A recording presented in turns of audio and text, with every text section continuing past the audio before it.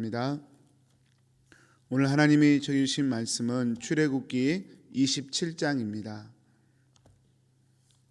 출애굽기 27장 1절에서 21절 말씀까지 저희 보겠습니다. 너는 조각목으로 길이가 5규빗, 너비가 5규빗의 제단을 만들되 네모 반듯하게 하며 높이는 3규빗으로 하고 그 네 모퉁이 위에 뿔을 만들되 그 뿔이 그것에 이어지게 하고 그 제단을 노수로 싸고 재를 담는 통과 부삽과 대야와 고기 갈고리와 불 옮기는 그릇을 만들되 제단의 그릇을 다 노수로 만들지며 제단을 위하여 노수로 그물을 만들고 그 위에 네 모퉁이에 놋고리 넷을 만들고 그들은 제단 주위 가장자리 아래 곧 제단 절반에 오르게 할지며 또 그 제단을 위하여 채를 만들되 조각목으로 만들고 노수로 쌀지며 제단 양쪽 고리에 그 채를 꿰어 제단을 매게 할지며 제단은 널판으로 속이 비게 만들되 산에서 내게 보인 대로 그들이 만들게 하라. 너는 성막의 뜰을 만들지니 남쪽을 향하여 뜰 남쪽에 너비가 100규빗의 세마포 휘장을 쳐서 그 한쪽을 당하게 할지니 그 기둥이 스물이며 그 받침 스물은 노수로 하고 그 기둥의 갈고리와 가름대는 은으로 할지며 그 북쪽에도 너비가 100규빗의 포장을 치되 그 기둥이 스물이며 그 기둥의 받침 스물은 노수로 하고 그 기둥의 갈고리와 가름대는 은으로 할지며 뜰의 옆 곧 서쪽에 너비 50규빗의 포장을 치되 그 기둥이 열이요 받침이 열이며 동쪽을 향하여 뜰 동쪽의 너비도 50규빗이 될지며 문 이쪽을 위하여 포장이 15규빗이며 그 기둥이 셋이요 받침이 셋이요 문 저쪽을 향하여도 포장이 15규빗이며 그 기둥이 셋이요 받침이 셋이며 뜰 문을 위하여는 청색, 자색, 홍색 실과 가늘게 꼰 배실로 수놓아 짠 20규빗의 휘장이 있게 할지니 그 기둥이 넷이요 받침이 넷이며 뜰 주위 모든 기둥의 가름대와 갈고리는 은이요 그 받침은 노시며 뜰의 길이는 100규빗이요 너비는 50규빗이요 세마포 휘장의 높이는 5규빗이요 그 받침은 노시며 성막에서 쓰는 모든 기구와 그 말뚝과 뜰의 포장 말뚝을 다 노수로 할지니라. 너는 또 이스라엘 자손에게 명령하여 감람으로 짠 순수한 기름을 등불을 위하여 내게로 가져오게 하고 끊이지 않게 등불을 켜되 아론과 그의 아들들로 회막안 증거계 앞 회장 밖에서 저녁부터 아침까지 항상 여호와 앞에 그 등불을 보살피게 하라. 이는 이스라엘 자손이 대대로 지킬 규례이니라. 아멘. 들어 올려져 희생하신 주님의 은혜라는 제목으로 하나님의 말씀 묵상하겠습니다. 오늘 주신 첫 번째 말씀은 번제단과 관련된 말씀입니다. 짐승을 태워서 하나님 앞에 번제로 드리는 그 단을 이야기합니다. 번제단이라는 말은 희생하다, 들어 올리다 라는 두 말의 합성어입니다. 번제라는 말이 희생하다는 뜻이고요. 단이라는 말이 들어 올린다는 뜻입니다. 그러니까 들어 올려져서 희생시키는 곳, 그곳이 바로 번제단이라고 얘기할 수 있습니다. 여러분, 누가 들어 올려져 가지고 희생당하는 겁니까? 대속물이, 이름 모를 짐승들이 들어 올려져서 번제단 위에 올려져서 희생을 하는 것이 번제단이라고 할 수 있습니다. 오늘 번제단의 모양을 1절에서 말씀하는데 길이가 5규빗, 다음에 너비가 5규빗, 제가 그림을 한번 보여드리는데요. 이렇게 길이가 5규빗, 너비가 5규빗이 된 사각형, 정사각형이죠. 길이와 넓이가 5규빗 똑같으니까요. 그리고 높이가 3규빗인 상자 모양이 이 번제단 모양입니다. 학자들은 이 5규빗 정사각형의 이 모양을 하나님의 공의를 상징한다, 그렇게 해석합니다. 가로 세로가 똑같아요. 하나님의 기준은 항상 동일하다는 겁니다. 하나님의 공의는 변치 않는다는 뜻입니다. 그렇게 공의로운 하나님의 잣대를 상징하는 이 번제단이 이렇게 3m 모양으로, 3규빗의 모양으로 이렇게 입체형으로 서 있는 것이 이 번제단의 모양입니다. 이 번제단이 그렇게 하나님의 공의를 상징한다고 하는 것은 또 하나의 예가 있는데, 이 번제단을 노수로 쌓아야 된다는 것입니다. 2절 말씀해 보시면 그 네 모퉁이 위에 뿔을 만들되 그 뿔이 그것에 이어지게 하고 그 제단을 노수로 싸고, 그렇습니다.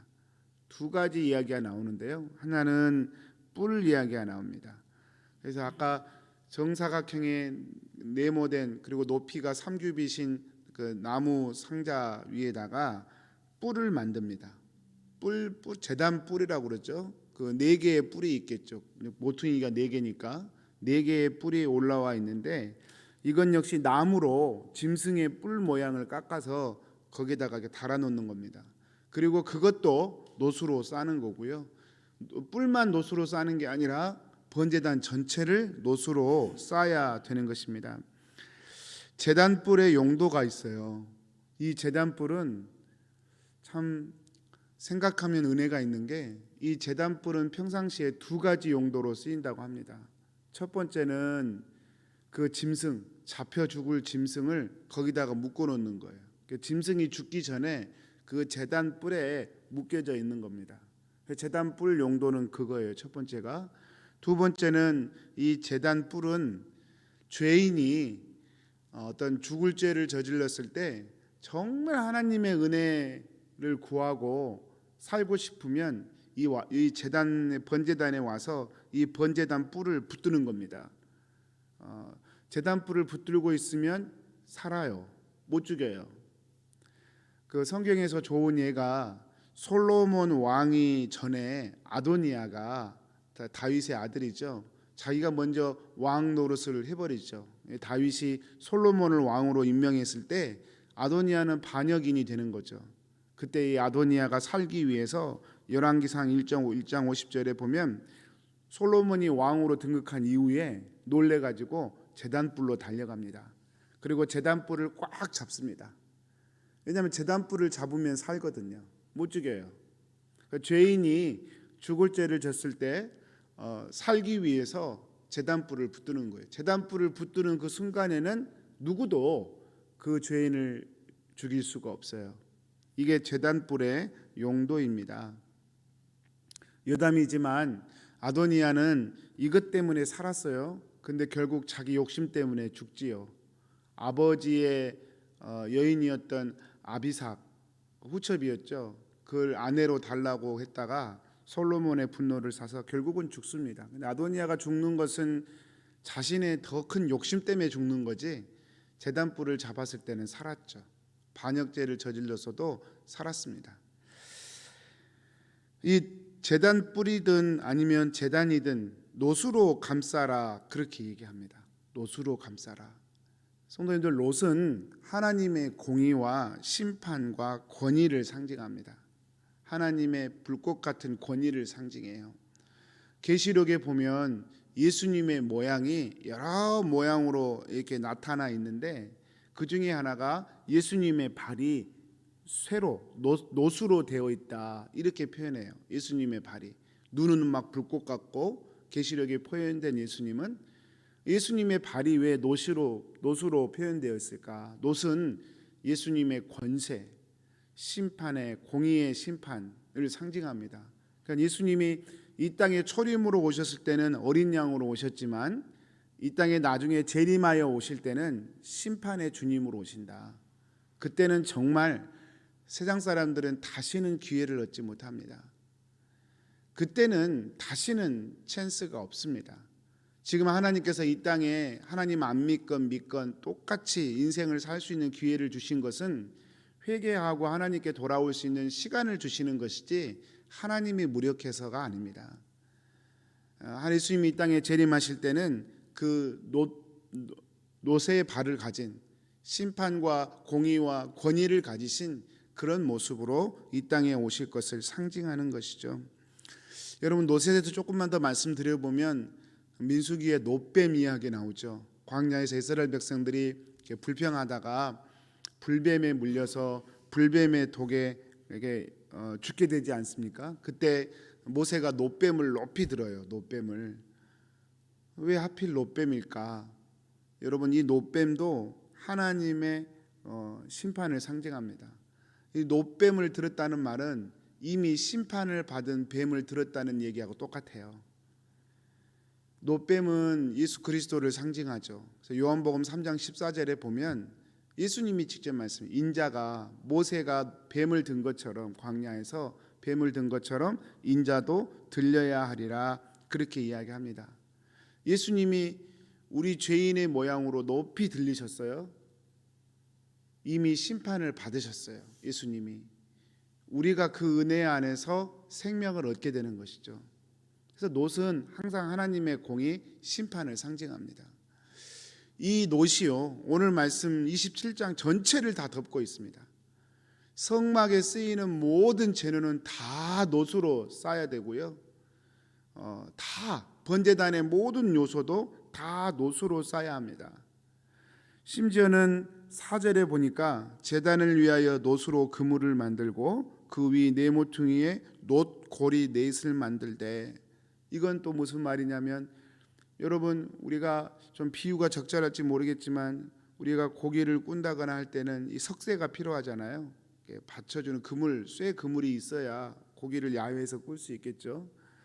이게 상자, 네모난 상자에 여러분 거기다 위에 번제단을 올리려면 그 가운데를 채우는 쇠 그물이 필요합니다. 근데 그 그물이 역시 놋으로 된 그물이에요. 그 위에 번제물을 놓고 밑에서 불을 지펴서 번제물을 태우는 겁니다. 여러분, 이 그물이 역시 놋으로 되어 있는 거예요. 그러니까 이건 역시 하나님의 공의를 상징하는 겁니다. 하나님의 공의의 그물 위에, 놋 위에 번제물이 올려져서 그 공의에 의해 불에 태워지는 것이 이 번제단의 역할이고 또 메시지라고 할 수 있습니다. 성도님들, 이 번제단이 놋으로 되어 있다. 우리가 교회에 하나님 앞에 나왔을 때 여러분, 우리가 처음 발견하게 되는 건 하나님의 공의예요. 하나님이 얼마나 크고 놀라운 분인가라고 하는 깨달음이어야 합니다. 이 번제단이 그렇게 놋으로 되어 있는데, 여러분, 이것의 또 다른 특징 중에 하나가요, 3절 말씀에 보면 재를 담는 통과 부삽과 대야와 고기 갈고리와 불 옮기는 그릇을 만들되, 이렇게 표현되어 있어요. 불 옮기는 그릇이 또 있어요. 번제단의 그 상자 모양의 그 번제단 말고 그 번제단을 위해서 쓰임 받는 여러 가지 기구들이 있어요. 그 중에 하나가 불 옮기는 그릇이 있어요.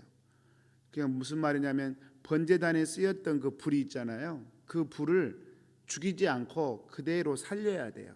여러분, 왜 살리는지 아십니까? 이 번제단의 불을 살려서 성소의 등을 밝히는 그 불씨로 쓰는 거예요. 반드시 이 번제단의 불로 성소의 휘장의 불을, 성소의 등잔대의 불을 밝혀야 돼요. 그러지 않으면 큰일 납니다. 이 레위기 10장 1절에 아론의 두 아들 나답과 아비후가 이 하나님의 명령을 가볍게 여기고 자기 임의대로 불을 가져다가 성소의 그 등잔대에 불을 붙였어요. 그래서 여호와의 불에 의해서 죽임을 당합니다. 반드시 그렇게 해야 되는 거예요. 번제단의 불에 그 남은 번제물을 태운 그 불씨를 그대로 간직했다가 그걸 가져다가 성소에 불을 지피는 겁니다. 그러니까 이게 다 상징적인 것이죠. 여러분, 우리가 하나님 앞에 나아갈 수 있는 것, 예수님의 희생, 십자가의 은혜 아니면 우리는 절대로 나갈 수가 없습니다. 그리고 교회 안의 모든 활동, 교회 안의 모든 활동은 오직 이 십자가의 은혜에서 나와야 되는 거예요. 그 어떤 불도 다른 불을 쓰면 안 돼요. 오직 번제단에서 나온 불만 성소에 불을 밝히는 여러 불을 밝히는 불씨로만 쓸 수 있는 거예요. 다른 불을 쓰면 안 돼요. 다른 불을 쓰면 안 돼요. 우리가 주의 몸된 교회를 섬겨갈 때 다른 불을 갖다가 쓰면 안 돼요. 내 열심, 내 자랑, 내 이름으로 갖다 불을 밝히면 안 돼요. 예수 그리스도의 은혜로만 우리는 불을 밝혀야 합니다. 그것이 우리의 죄를 다 용서하고 우리를 하나님의 죄로, 하나님의 자녀로 서게 하는 은혜의 통로가 되는 것이죠. 사랑하는 성도님들, 오늘 번제단만 살펴보았습니다. 번제단만 좀 제가 자세히 말씀을 드렸는데 성막들은 나중에 기회가 있을 때 한 번 더 살펴보도록 하겠습니다. 결국은 여러분, 이 번제단은 성막 안에 성전 뜰이, 성막 뜰이 있고 그 안에 이제 성막이 있습니다. 우리가 집이 있으면 집을 두르는 담이 있잖아요. 그것처럼 지금 오늘 뒤에 나온 말씀은 성막 뜰에 관한 이야기고요. 성막이 그 안에 있고 성막 뜰이 있고, 근데 성막 뜰을 문을 열고 성막 안으로 들어가면 첫 번째 보이는 것이 바로 이 번제단이에요. 첫 번째 딱 눈에 띄는 것이 번제단이에요. 여러분, 우리 교회가 처음에 딱 눈에 띄는 곳이 무엇이어야 할까요? 그것은 목사도 아니고 누구도 아니고 예수님의 십자가여야 합니다. 예수님의 십자가 앞에 그냥 교회 하면 예수님의 십자가, 그냥 내 삶, 나의 시간, 나의 공간 우리가 생각하면 예수님의 십자가, 그게 제일 먼저 눈에 띄어야 돼요. 번제단을 그냥 지나간 채 다른 일은 의미가 없어요. 번제단이 있어야 물두명도 의미가 있고 성전도 의미가 있고 지성소도 의미가 있고 그 안에 들어갈 수가 있거든요. 근데 번제단을 그냥 무시하고 지나가면 큰일 나는 거죠. 우리 교회가, 우리의 삶이 이 예수 그리스도의 십자가의 은혜에 늘 붙들려 있는 삶이 되기를 축복합니다. 그리고 더 감사한 것은 여러분, 우리가 알지 못했잖아요. 2000년 전에 예수님이 십자가에 죽으신 것을 우리가 어떻게 알았겠습니까? 우리가 죄인인 걸 우리가 어떻게 알았습니까? 몰랐습니다. 이 십자가의 은혜를 통해 하나님이 얼마나 날 사랑하시는지, 그리고 이 사랑이 나와 함께하고 있으니 우리는 또한 여러분 힘들고 어려워도 우리 주님의 십자가가 나한테 있으니까, 그게 능력이니까, 세상을 이기는 하나님의 권세이니까 여러분, 저와 여러분이 또 힘을 내서 오늘 하루도 이 십자가 붙들고 승리하게 될 줄을 믿습니다. 우리 기도하겠습니다. 사랑하는 하나님, 들어 올려져 희생하신 우리 주님의 은혜, 나 대신 죄의 벌을, 심판, 대가를 다 지불하시고 죽음으로 그 대가를 지불하셨던 주님의 은혜, 이 새벽에 또 한 번 묵상해 보게 됩니다. 주님, 내가 무엇을 행하든 어떤 삶을 살든 이 주님의 십자가의 은혜에 묶여진 삶을 살게 하여 주옵소서. 우리 킹선 한인교회가 주님의 십자가가 분명하게 드러나는 교회가 되게 하여 주옵소서. 그 십자가를 통하여 오늘 또 세상을 이길 능력이 우리 가운데 있는 줄 믿습니다. 감사하고 기뻐하고 주님의 십자가의 은혜 속에서 주님의 사랑을 확신하며 오늘 또 달려가는 하루가 되게 하여 주옵소서. 예수님의 이름으로 기도합니다. 아멘. 하늘에 계신